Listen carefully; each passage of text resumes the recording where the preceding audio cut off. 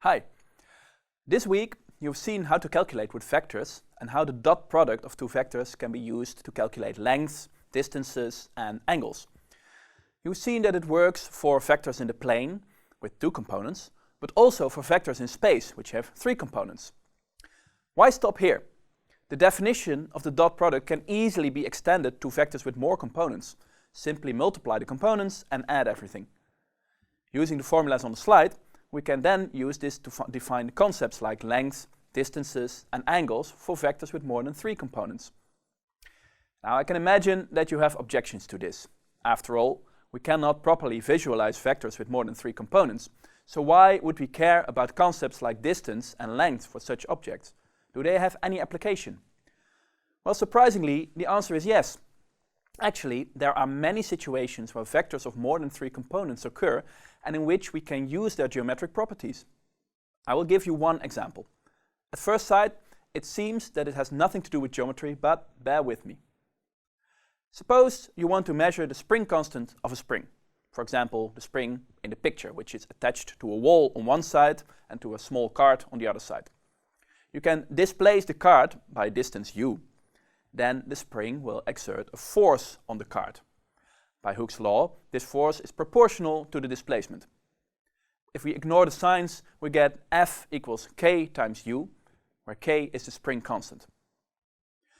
To get a more precise result, we can measure the force for several values of u and plot the results in a graph. By Hooke's law, the points should be on a line through the origin. You can determine the slope of this line, and that is the spring constant. Unfortunately, things are not that simple in practice. Due to measurement errors, the points may not lie on a line at all. The graph could look like this. How to draw a line then? Well, surprisingly, the theory of this week can help. First, we need to encode the measurements in vectors. In our case, we put the displacements of the cart in a vector x and put the corresponding observed forces in a vector we call y_obs for observation. Now note that if the measurement points were on a line through the origin, say with slope k, then the y vector would simply be k times the x vector. Let's call this vector yk. Our quest to find the line as close to the measurements as possible can now be translated as follows. Find k such that yk is as close to y_obs as possible. And this is a geometric problem. Indeed, all yk are multiples of vector x, so you can think of them as forming a line spanned by vector x. Y_obs is a vector not on that line. If we change k, the distance between yk and y_obs changes as well. When is it minimal?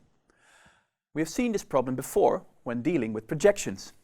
The distance is minimal precisely when the line from y_obs to yk is orthogonal to the line through vector x. The right k can be found using dot products. You can look it up in the section on dot products. We find a value of 0.84. If we go back to the graph of the measurements, you see that the line with slope 0.84 indeed matches the measurements quite well. This principle of finding a best fitting line to a set of measurement data is called regression. The method is essential in literally all experimental sciences. Here we used a very simple relation between two quantities involving only one unknown parameter, but using geometry in high-dimensional spaces, the method can be generalized to much more complicated relations. You can learn more about that at university.